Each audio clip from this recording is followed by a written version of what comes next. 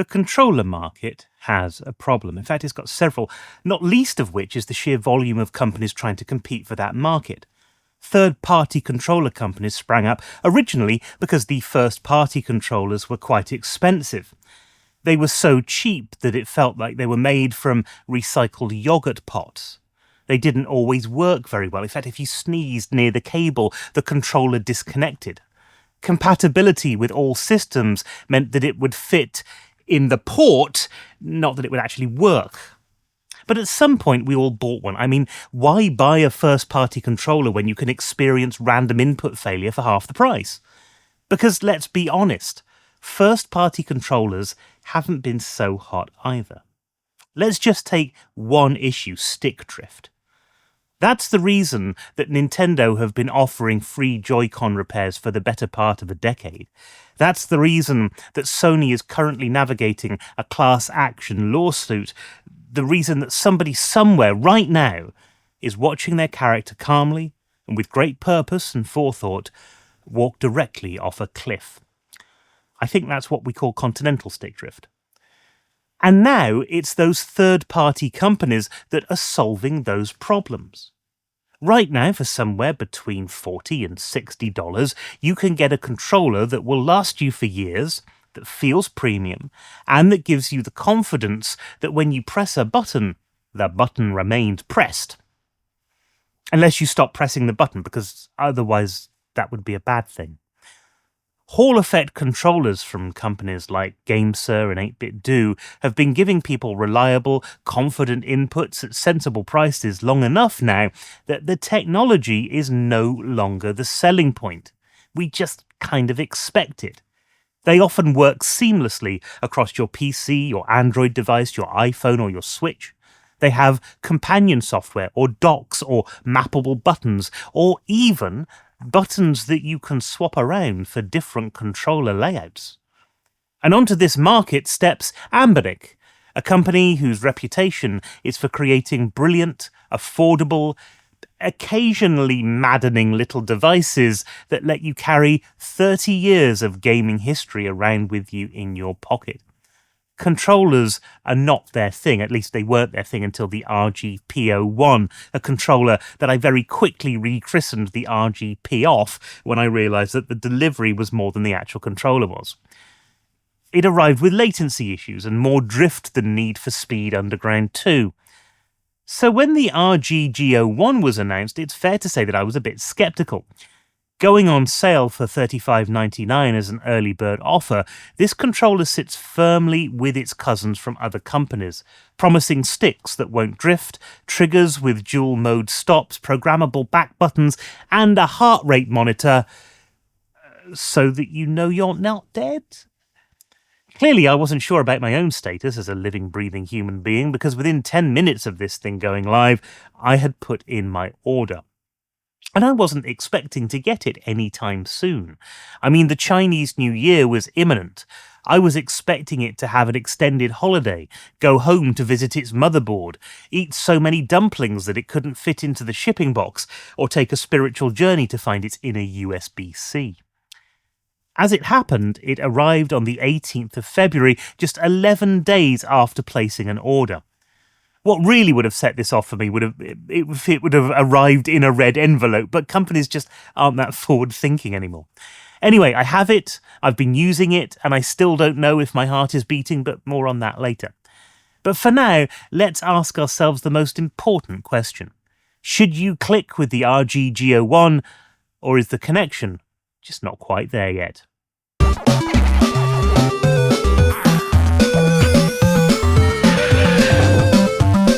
When you first open the box, you'll be presented with the controller itself, a charging cable, a small user manual which, if you read backwards, I think summons some sort of creature from the darkest pits of hell. Smelly, yes, potentially dangerous, but they will play Mario Kart with you. You get a mobile phone holder, 2 larger, taller sticks in case you want it to look like your thumbs are on stilts, and the USB dongle, which is thankfully labelled, saving it from a permanent career in the drawer of unidentified dongles that connect to nothing that anybody can actually name. The USB cable is USB-A to USB-C. It's much longer than you would get with one of Anbernic's handheld devices, and that, of course, works really well if you want to turn this into a wired controller. For me, most of this stuff is irrelevant. And whilst I did the test out on the wireless dongle and the wired controllers, what I was really interested in this for was its Bluetooth connectivity. Straight out of the box, the first thing that I noticed was the thickness of the controller. I'm much more of a PS2 person, and I never really got used to the whole Xbox controller vibe. This then is a little bit thicker, it fills up my hands more than I would like, and it's taken a little while to get used to after the 8-Bit Do Pro 3 that I've been using almost constantly since I got it. But besides the form factor, which to be honest I'll get used to, there's an awful lot to like about this. The sticks are proper full-sized sticks. They have smooth movement with precise centre return. They're the sort of sticks that I would have expected on the AYN Odin 3 when they said, "Oh look, we've got full-sized sticks this time." But whilst I've had a fantastic time with these, there is a potential issue straight out of the box. Some users have experienced stick jitter. Luckily, there's a simple fix for this. All you got to do is to calibrate your sticks when you first turn on the controller. To do that, you press the home button to enter into the menu, go to calibration and press A, joystick calibration, and then follow the on-screen instructions until you're done. After that, you get sticks which have super precise movement and are very nice and comfortable to use. I'd actually go so far as to say that these are excellent sticks. What you might not imagine, however, is that I would say the same thing about the D-pad and the face buttons as well. The D-pad is lovely. It's a clicky, micro-switchy, circular sort of D-pad, which has a nice, solid click to it. But because it's circular, it's also really easy to perform those rolling motions that are so important in fighting games. But again, the word that springs to mind when I think about these controls is precise. I'm not a huge fan of the way that the D-pad sits slightly above the body of the unit, but I can't fault the feel of this thing when you're actually gaming on it. With these circular pads, it's not really suitable to try out the Kirby pancake test. You're meant to get those sorts of movements when you rock the D-pad left and right. But it is very easy not to get false diagonals with this thing, and yet it's very easy to hit those diagonals when you really want to. The face buttons, again, are clicky and micro-switchy, but I actually really love them. They feel smooth and precise. They don't seem to get caught in the body of the unit or on the faceplate at all. And they've got this nice, satisfying click that announces to the world that when you press a button, you've really pressed that button. Having said that, they're also not very loud, and whilst a few of the controls on here might wake a particularly light sleeping partner, I imagine most partners would be happy to slumber away as you were playing with yourself into the dead of night. In fact, the loudest and least satisfying buttons on the controller are the shoulder buttons, which feel a little bit big, a little bit plastically, like they were sourced from a McDonald's Happy Meal.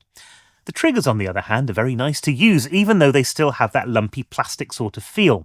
The analog travel is smooth and progressive, the digital click is immediate, but that's only the case when the stop switches are in the correct position. That's difficult to say, stop switches. Try saying that a lot of times.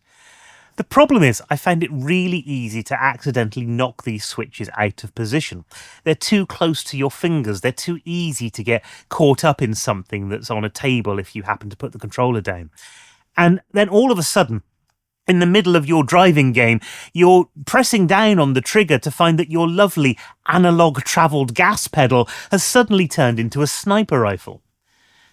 It's odd to put these toggle switches so close to where your fingers sit most of the time when you're playing.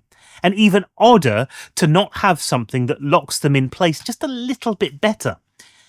Then you've got these mappable buttons on the back of the controller. And they're fine. I mean, they're a little bit small. They'd definitely be cramped if you had much larger hands, and I'm not sure I actually know anybody who uses them. They are actually mappable, and you can map them to any of the control buttons on your controller. So that's any D-pad direction, the sticks, the face buttons, the shoulder or trigger buttons, and that's about it. You can map multiple inputs one after another, but there's no way to add a pause in between those button presses, so that's only suitable for certain games. What would have been really great is if these things could map to keyboard combinations as well, helping you bring more keyboard-centric games onto your controller. But unfortunately, they just can't. But then we get on to the polling rate. Anbernic advertised a polling rate of 1000 Hz on the website, which is technically accurate if you're using the USB dongle or a wired USB connection. In fact, I tested this and actually achieved a polling rate of 1003 Hz over both connections. Where things go a little bit awry, however, is with Bluetooth, where we're told the report rate is 180 Hz. While doing the same polling test, I only managed to get 134 Hz. The good news is that this is still faster than most displays' refresh rates and most games' sample input. Your reaction times are going to become a bottleneck long before the hardware ever does. And in competitive contests, then you're probably going to want to be using a wired controller anyway, and this is fine for that.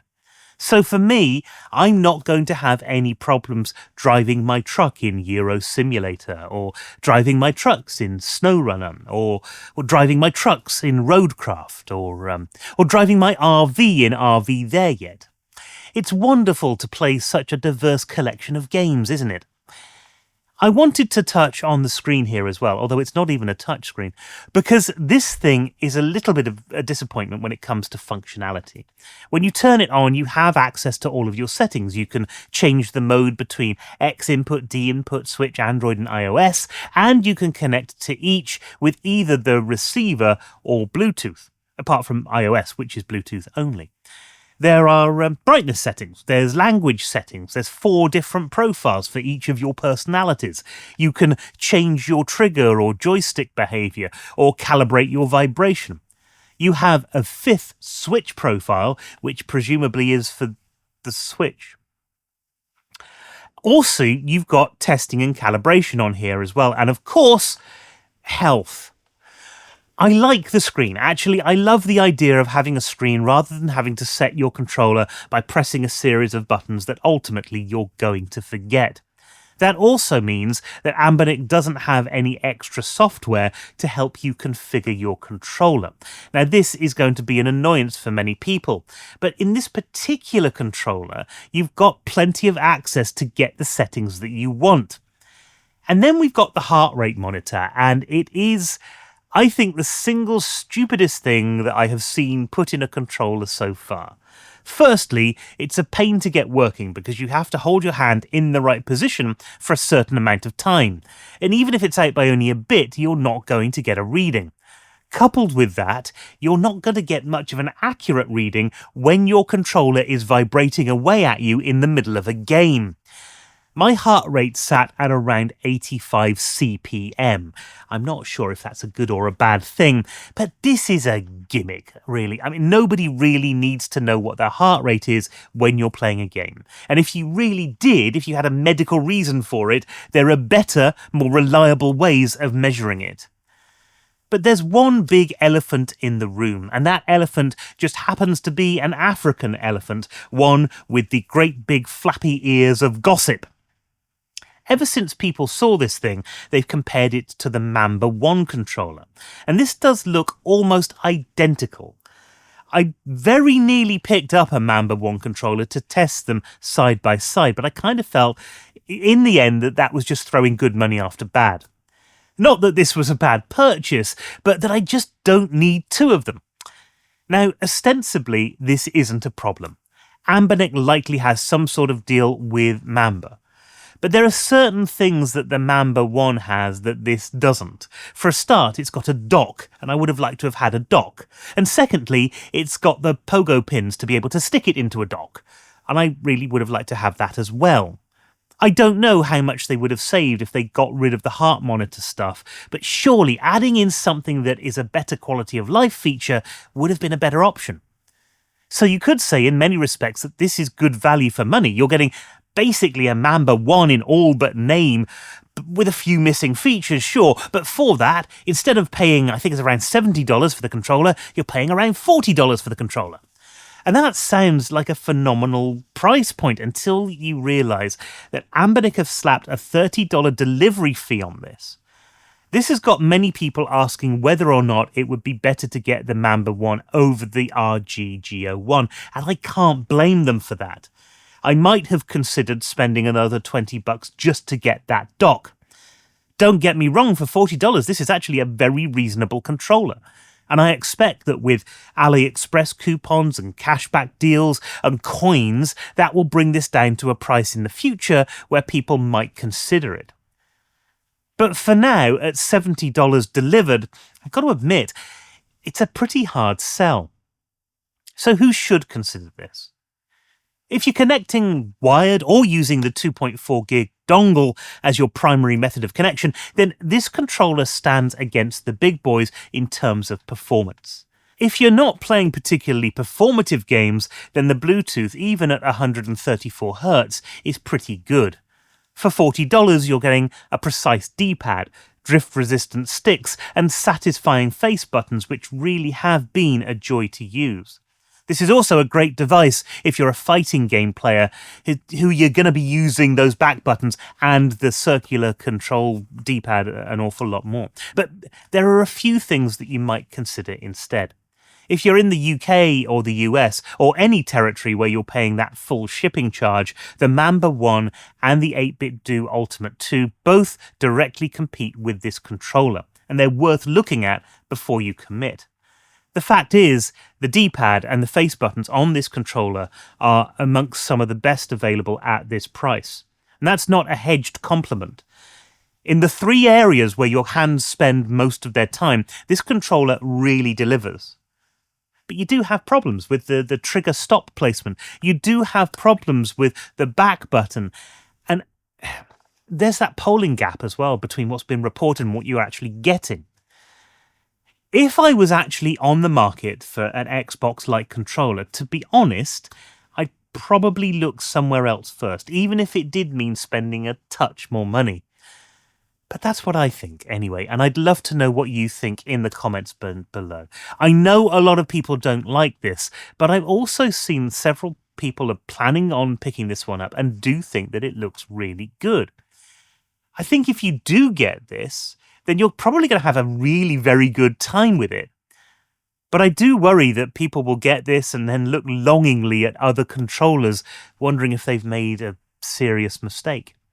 Anyway, let me know what you think in the comments, and whilst you're down there, why not leave a like as well and subscribe if you haven't already. If you'd like to support this channel even further, there is a Patreon link in the description below as well. But for now, thank you ever so much for watching. I hope you've enjoyed it, and I'll see you the next time we enter the retro realm and find another device to take a look at. Until then, though, thanks ever so much for coming along, and happy gaming.